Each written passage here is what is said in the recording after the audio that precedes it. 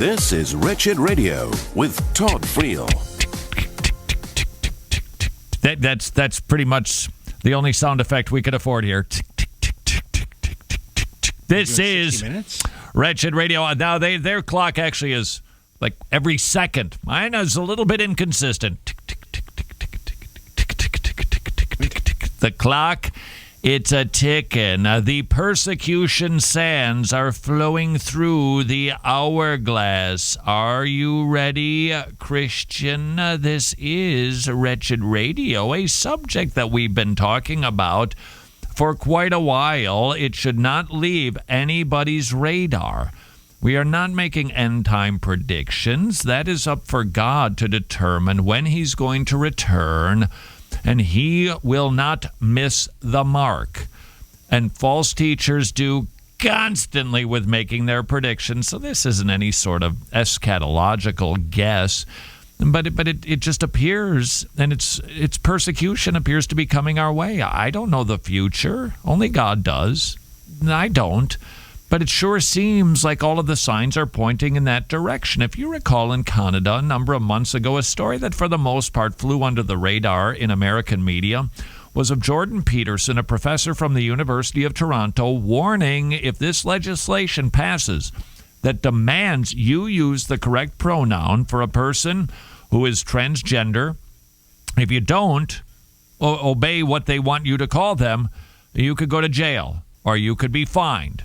America yawned. Well, California, which is, well, it's a little bit like America, 1 year in jail for using wrong transgender pronoun. It is being considered by the California State Senate would punish people who willfully and repeatedly refuse to use a transgender resident's preferred name or pronouns in a public health, retirement, or housing institution. Sure, it starts there. It'll just keep, it's going to be like kudzu. It'll be like Sharia, just creeps, just gets in there, and you'll be forced to call Bruce Jenner Caitlyn, whether you believe that he's a boy or a girl. It doesn't make any difference. You will conform. This is not removing free speech. This is imposing speech. There is a difference.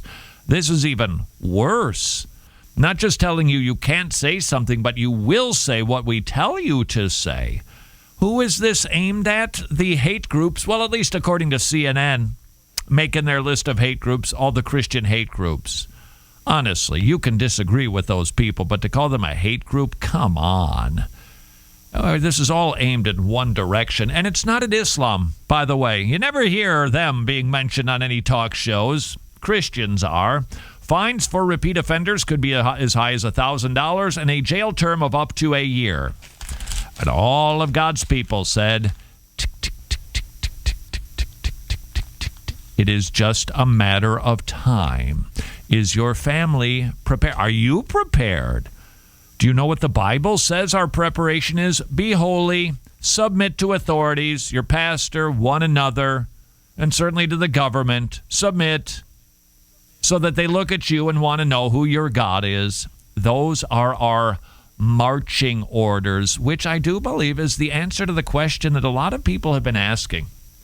Because of the news stories that we've been seeing, what's been happening with the neo-Nazis? There was a sign in Oregon, Charleston. Charleston is a great little town. Charlottesville, right up the coast there, having all kinds of problems, people dying and fighting, and the racial issue, and the what do we do with statues, and we tear them down, and what are the implications for free speech, and what are our comments about that? Could I just suggest we have something bigger to offer than just we should keep the statues down, because if you tear one down there, we got to tear them all down. You tear down that one of Robert E. Lee, then you got to tear down the rapist Bill Clinton.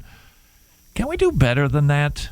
Can we come up with something higher, loftier, that causes the world to go, what did you just say? You're different, you people. You think differently. How do we live in this increasingly godless post-Christian world? I think the same way that we've always supposed to be been living. We're supposed to be loving our families, sharing the gospel, serving in our local church, being a good employee, mowing our lawn, paying our taxes. What do we do now? Why do we think that this time requires different marching orders than the ones the captain gave to us 2,000 years ago? Believe me, it was much worse in first century when we were told to submit, to render unto Caesar, and to be a godly people. The persecution was far greater. The people that Peter was writing to in 1 Peter, it was radically more awful than anything we're even close to experiencing right now. We don't have any idea what it's really like. And I think that we would do so well to stop thinking about America in let's go back to the last eclipse. Oh, remember America in 1979? It was better. Okay, it wasn't, whatever. Let's say that it was better. It's gone. Doesn't exist anymore. We need to start thinking about the current culture and context that we are in and stop dreaming of a day that is past us. Now, I understand that there are Christians who say, well, we should fight for that. Well, as an individual Christian, if you choose to try to bring about that change because that's how you choose to serve people, go ahead and do that. But the marching orders for the Christian are just consistent throughout the ages. Love your God. Worship him joyfully. Shout to the Lord. And be growing in fruit of the Spirit. Share the good news. Teach your children about Jesus. That's what we're supposed to be about. And it doesn't matter what the headlines say. It doesn't matter what sort of music is on the radio. And this is my opinion about it. I personally, for the last 2 weeks, we've been without cable TV. And we've been without the internet at home. That was interesting. And I got to tell you something. I go ahead and let Bill O'Reilly, you remember him, let Bill O'Reilly call me one of those uneducated masses. I don't care. I'm not going to be, I stick my head in the sand and I'm not aware. If it rises to the level of I need to know that somebody's going to be knocking down my door to hurt my wife or children, I'll be aware of that. But being aware of all of these details and all of these skirmishes and trying to engage in a culture war is a fool's errand. We're not engaged in a culture war. We're not supposed to be a moral majority. There is no phrase more antithetical than what Christianity is. Artaxerxes said, we're not supposed to be a moral majority. We're supposed to be a holy minority. That's what we are. So how do we respond? How do we live now in this world where there's so much hate? If you think there's hate now, consider what was going on between Jew and Gentile. Read Galatians 3. Read up Philippians 2 and 3. 2 and 3 somewhere in that neighborhood. By the way, speaking of Ephesians 2, we're going to check this guy out some more. His name is Trip Lee. He's a rapper fellow. And I saw a sermon of his last night.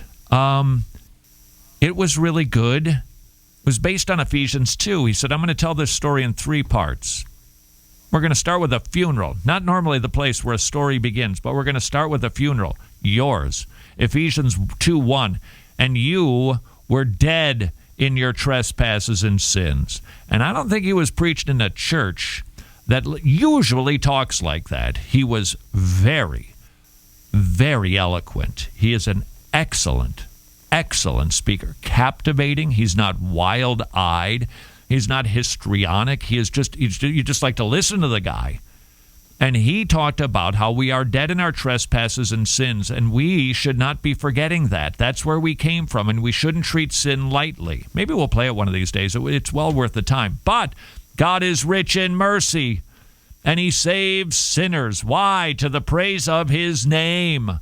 It was a beautiful sermon on Ephesians chapter 2, and it goes into Ephesians chapter 3, because Ephesians chapter 2 is right before Ephesians chapter 3. I studied this long and hard.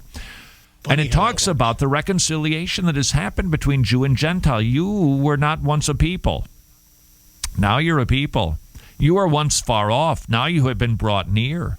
And there is now reconciliation between Jew and Gentile. That was so much worse than black and white or any other. And there's racism. There's racism in the Orient that different people from different countries feel about those people, because it's just the way that it is. And it's only the gospel that brings people together. Now, there's a clue. How are we to live in this culture? What's the biblical response to the calamity plaguing our country? The gospel. So live in such a way. I have to confess to you, I've determined this. I've just flat out determined this, to be nicer to my neighbors. I mean, I never threw eggs at their house, but I don't think I've been as nice as I could be. I know they're not believers. Most of them, some are, but most aren't. And instead of being annoyed by them that they don't keep their lawn up, instead, I'm going to go the extra mile because I want the opportunity to preach the gospel to these people. Now, if I did that with my neighbors, you did that with your neighbors, and every Christian does that with their neighbors, that will affect a change. But that's not what we're about. We're about being faithful to preach the gospel so that people can hear the good news that they are dead, they could be made alive again in Jesus Christ and be saved. Those were our marching orders from the captain 2,000 years ago, and no matter what the headlines say, those are our marching orders today. This is Wretched Radio.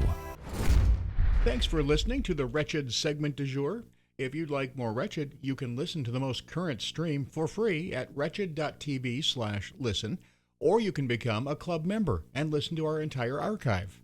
Wretched, reaching the lost, equipping the saints, and strengthening the local church.